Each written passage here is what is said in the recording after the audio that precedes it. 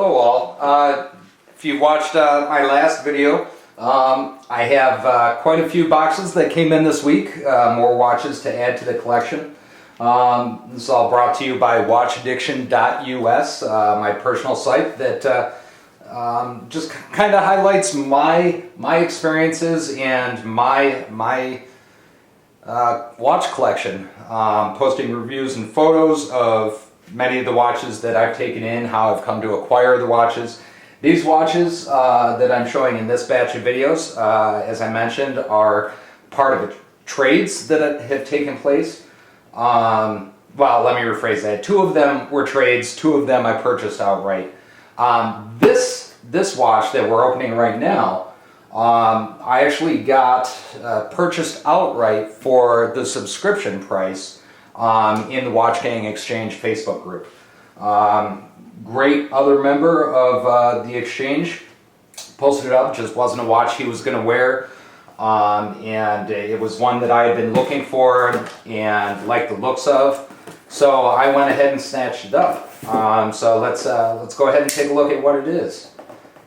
Again, whenever you're trading or purchasing watches from private parties, always do the best you can to protect yourself. I've seen a lot of guys get screwed over in various Facebook groups and things of that sort when purchasing watches. But again, I deal primarily with trusted partners, trusted members of the groups that I'm a part of.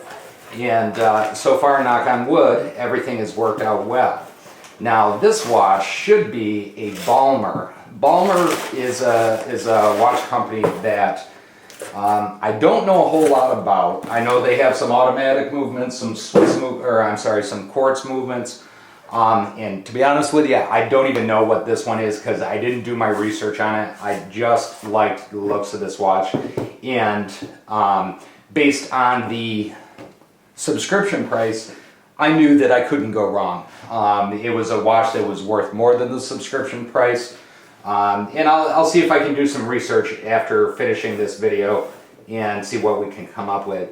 As far as the box, at face value, it looks like a really nice box. One thing I will point out is this is just cardboard with a wood type surface taped on the top. Nothing real special about the box, but what's inside is what I actually value even more. This is a Balmer Noble, I believe. Let me just see. And the nice thing about this watch, it is, yep, it's Balmer Noble, Swiss made. You know, great looking watch. I'm a real big fan of Roman numerals on watches, and quite honestly, this is the first watch I've had Roman numerals on, but it's always something that it's attracted me. Not really sure why, but I just think it looks sharp. And then I think the blue raised indices for the numbering, as well as the white face and stainless steel case, I think this is just a gorgeous watch. Also, this bracelet, this band, I don't know, for spending $100 on this watch, I think there was no way I could go wrong. Super lume illumination on this, so it should be able to see it really good in the dark. Not that I go looking at the clock a lot in the dark, but you can see very similar to the Jules Breitling watch that I just did in the other video. We've got the second hands in the 6 o'clock position.